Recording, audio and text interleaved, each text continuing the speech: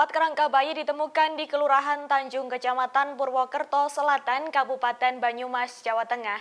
Adapun keempat jasad bayi-bayi malang tersebut diduga merupakan hasil hubungan sedarah atau insest antara seorang ayah dan puterinya sendiri.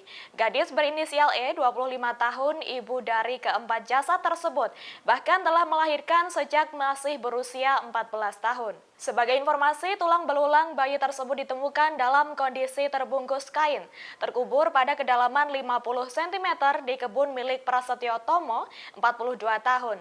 Terkait kasus tersebut, polisi mengamankan E di rumah saudaranya di kecamatan lain di wilayah Banyumas pada Jumat 23 Juni 2023 dini hari.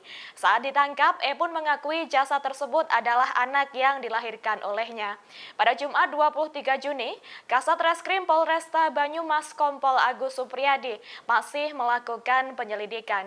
Belum diketahui jasad tersebut adalah hasil aborsi atau pembunuhan karena keterangan E masih berubah-ubah.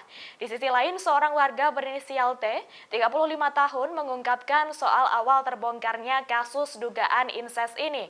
Menurutnya, terduga E dianggap punya hubungan terlarang dengan ayahnya. Bahkan belum lama ini, menurut warga, E sempat terlihat gemuk. Adapun Satreskrim Polresta Banyumas juga telah menangkap ayah dari E. Penangkapan tepatnya pada Minggu 25